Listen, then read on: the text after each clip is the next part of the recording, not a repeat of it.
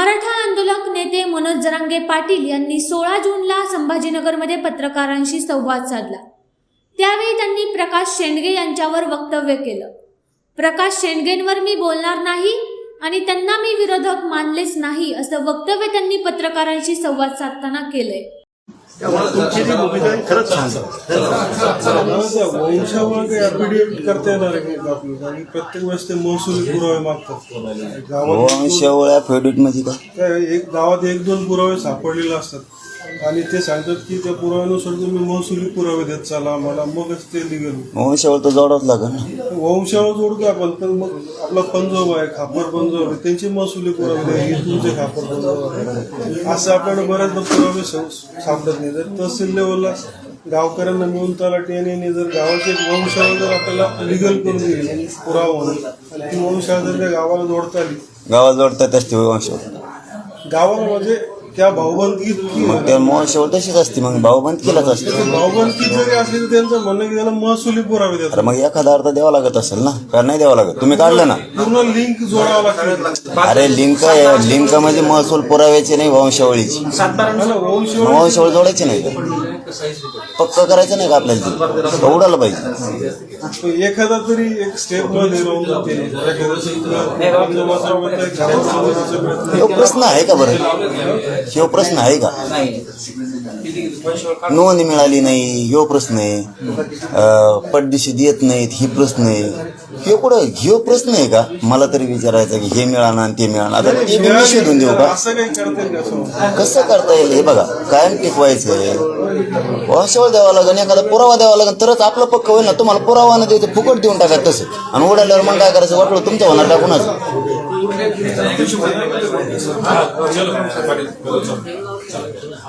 चला घ्या फोटो, चला पटापट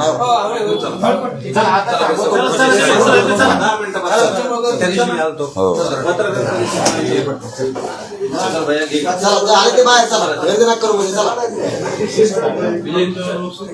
जे झालेले ते बाहेर चला।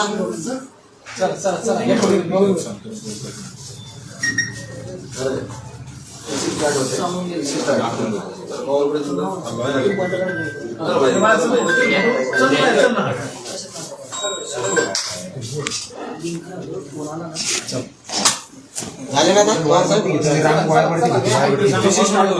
झाले ना?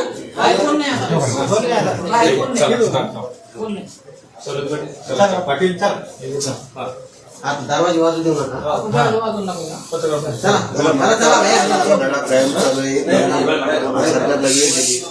काय मनोगत तुमचं मनोगत?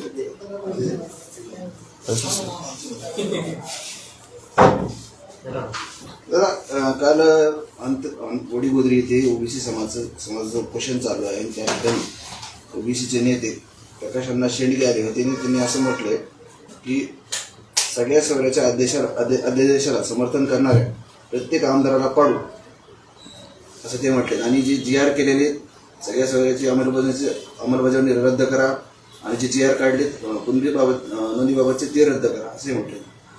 बघू टायमाला तर कसं दुसरं काही असं त्यांना काय, त्यांच्यावर बोलतच नाही मी कधीच। 10 महिन्यात बोललो का? त्यांना मी विरोधक मानलंच नाही। मानल्यावर बघू, ज्याला मानत त्याला मानलेलं, त्यांच्यावर एकावर मी आत्तापर्यंत बोललेलं नाही। विरोधक नाही, पण त्यांनी जी भूमिका घेतली त्या भूमिकेकडे कसं बघताय? 13 तारखेपर्यंत काहीच बोलत नाही मी त्यांच्या भूमिकेला। भूमिका व्यक्त करणारे ते कोण? भूमिका व्यक्त करणारं सरकार। आमचा वाद सरकारशी, त्यांनी तिकडे सरकारला बोललं पाहिजे, आम्हाला कशाला? त्यांनी याच्यामुळे भूमिका घेतली की आपण म्हणता जे ओबीसी मराठा आरक्षणाला जे विरोध करतात त्यांना पाडू। आता त्यांनी तोच मुद्दा घेतला की जे ओबीसी आरक्षणाच्या आडवे येते ना, आम्ही त्यांना पाडू। मग पाडण राहू द्या, मोकळं महाराष्ट्र।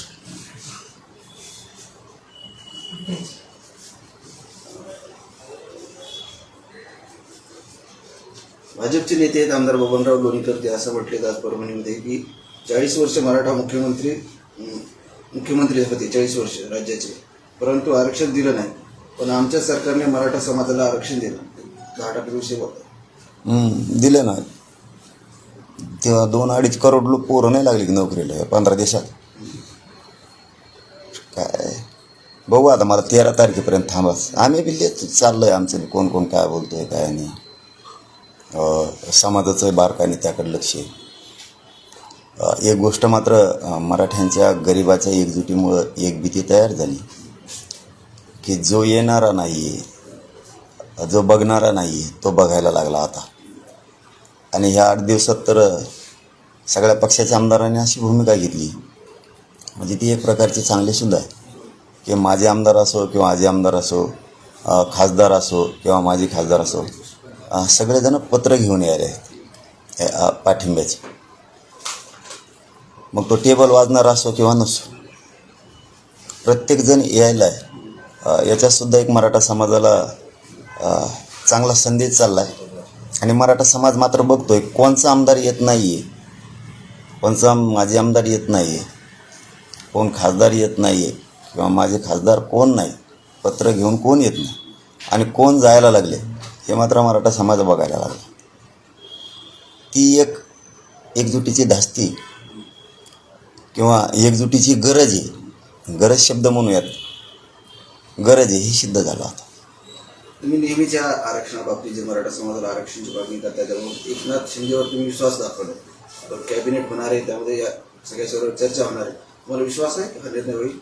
मांडण्याच्या अगोदर कसं सांगू, काय मांडलं जात आहे, काय विचारलं जात आहे, ठराव ठेवतं आहे कोण, नेमकं उपसमिती ठेवते का काय, आता मला त्यात बघितल्याशिवाय मी आधीच काय बोलणार त्याच्यावर. सरकारचे प्रतिनिधी तुम्हाला भेटायला येत आहेत, तर त्यांच्या बोलण्यातून त्यांनी काय आश्वासन दिलं, म्हणजे तुम्हाला अपेक्षा आहेत का यावेळेस मागतील आणि ते काहीतरी प्रश्न मागले?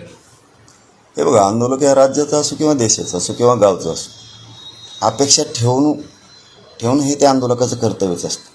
त्याने अपेक्षाच नाही ठेवली आणि ते जर अगोदरच काही आमदार मंत्री असे आहेत राजकारणी, तर 70 वर्ष झाली, एकदा निवडून नाही आले तरी तिची अपेक्षा आहे मी एकदा तरी निवडून येईन मरूस. तर आंदोलकाची भूमिका जर ते पहिल्यांदाच अपयशी बोलायला लागलं तर असं कसं होईल. त्याला आशा ठेवायला लागते, सरकारवरती विश्वास ठेवायला लागतो, तसा मी ठेवतो. पण माझा विश्वास माझ्या संघर्षावर आहे, माझ्या समाजाच्या चळवळीवर, माझ्या समाजाची एकजूट आहे. आम्ही खेचून आणू आरक्षण. ओके, चलो, धन्यवाद.